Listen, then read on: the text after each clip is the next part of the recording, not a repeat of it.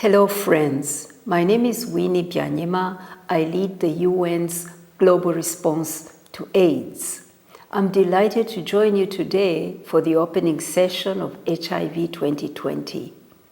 I want to start by paying tribute to the courage and leadership of communities from the very earliest days of AIDS to the present day.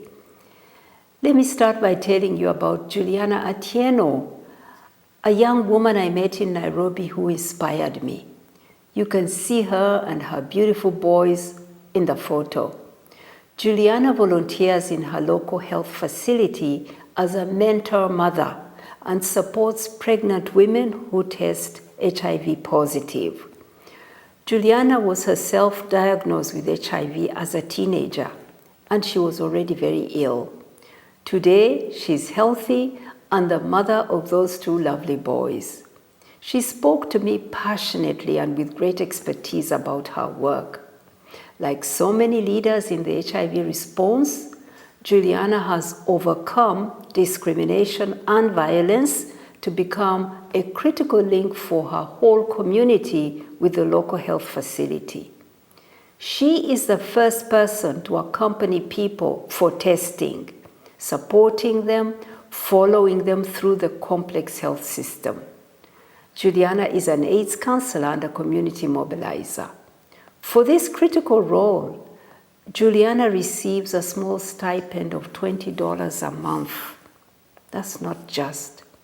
Juliana is one of thousands of volunteers making up the HIV social capital, our unique and extensive HIV infrastructure, which fosters resilience in communities and strengthens health systems around the world. From the early days in New York and San Francisco, in Johannesburg and Kampala, in Bangkok and Mumbai, it is activists in their communities who have led. People living with HIV, women, gay men, sex workers, transgender people, people who use drugs. They organize their communities and claim their rights. This courageous community activism led to some of the most important breakthroughs in the HIV response. Initially, these groups focused on prevention, leading powerful behavior change and testing campaigns, and speaking out on youth empowerment and living positively with HIV.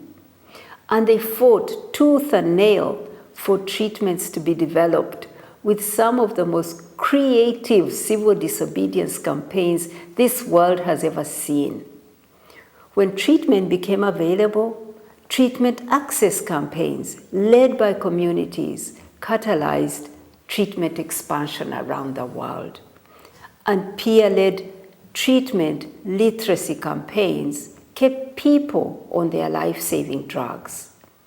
And now we have service delivery for prevention, for testing, for treatment, led by and for communities. Thanks to local and global activists organized in networks such as the Treatment Action Campaign of South Africa and ACT UP, life-saving medications were developed more quickly and prices brought down. Innovation and science were made available to all people. Today, we have 25.4 million people on HIV treatment. But our journey is not finished. 12.6 million people continue to wait, and every year, more people acquire HIV. 1.7 million new infections in 2019. We must fight on with passion, and we must keep human rights at the center of our societies and of our health systems, or we will not end the HIV epidemic. For millions of people, it is human rights violations, stigma, discrimination, and criminalization that stand in the way to their right to health. In the last 6 months, COVID-19 has devastated our world. It's taken lives, destroyed livelihoods, and crushed economies. In developing countries with a high burden of HIV, governments are struggling to respond to two colliding epidemics, HIV and COVID. Where we see successful COVID responses, governments are leveraging the HIV infrastructure and networks that so many of you have contributed to. We should be proud of that. From Cambodia to South Africa, to Kazakhstan to Mexico, HIV activists, health volunteers, and communities have mobilized to help the people around them to survive the coronavirus. They are finding the people who need to test. They are connecting them with testing. They are doing the contact tracing and following up with them for treatment and care. Once again, we see communities showing their value, their courage, their leadership, and their resilience.